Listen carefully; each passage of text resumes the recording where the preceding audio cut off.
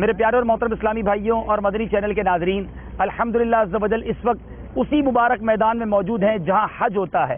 جی ہاں، عرفات کا مقدس میدان، ہم اس کے اندر موجود ہیں اور ہمارے بالکل قریب جو جبل رحمت آپ کو نظر آ رہا ہے، یہ وہ مبارک مقام ہے جہاں میرے آقا علیہ الصلوۃ والسلام نے حجۃ الوداع کے موقع پر قیام فرمایا۔ حاجی کے لیے افضل ہے کہ وہ اس پہاڑ کے قریب یوم عرفہ قیام کرے۔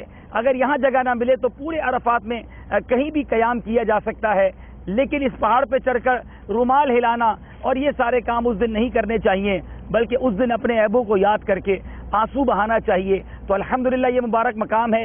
ایک روایت کے مطابق جبل رحمت یہی وہ مقام ہے جہاں قیامت کے دن اللہ عز و جل کا عرش لگایا جائے گا۔ تو یہ بڑی مبارک جگہ ہے، اور عرفات کا میدان ویسے بھی یوم حشر کی یاد دلاتا ہے، جب لاکھوں لوگ ایک ہی لباس پہنے، لبیک اللہم لبیک، ایک ہی بولی بولتے ہوئے، مختلف رنگ و نسل کے لوگ، مختلف بولیاں بولنے والے، مختلف ملکوں کے لوگ فقط ایک مقصد لیے یہاں آتے ہیں کہ اللہ کو راضی کرنا ہے۔ اور یہ میدان محشر کی یاد دلاتا ہے، جب اس میدان میں ساری دنیا کے لوگ جمع ہوں گے، وہاں بھی ایک ہی تمنا ہوگی کہ رب راضی ہو جائے، حساب و کتاب سے جو چھٹکارا مل جائے۔ اپنے رب سے ہم دعا کرتے ہیں اس مبارک میدان میں کھڑے ہو کے کہ مولا کریم ہمیں یوم عرفہ والے دن احرام کی حالت میں یہاں آنا نصیب فرمائے۔ اے اللہ، یہ وہ میدان ہے جہاں حاجیوں سے گناہوں کے معافی کا وعدہ ہے۔ اے اللہ، ہم حج والے دن تو نہیں آئے، مگر مولا آج آئے ہیں، تیری رحمت آج بھی برس سکتی ہے۔ اے اللہ، آج ہم سب کے سارے صغیرہ کبیرہ گناہوں کو معاف فرما۔ اے رب کریم، ہمارے والدین کی، سرکار علیہ الصلوۃ والسلام کی ساری امت کی بخشش فرما۔ جو لوگ اس میدان میں آنے کو تڑپ رہے ہیں، حج کرنے کا ارمان ہے، اے مولا انہیں بھی حج کروا دے۔ اے اللہ، ان کے حج کی بھی کوئی سبیل فرما دے۔ اے رب کریم، یہ وہ میدان ہے، یہ وہ مقام ہے جہاں ہمارے آقا علیہ الصلوۃ والسلام یوم عرفہ آئے۔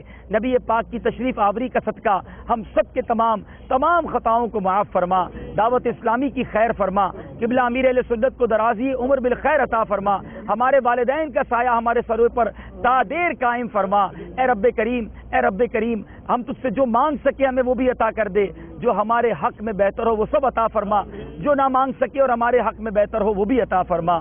کہتے رہتے ہیں دعا کے واسطے بندے تیرے، کر دے پوری آرزو ہر بے کس و مجبور کی۔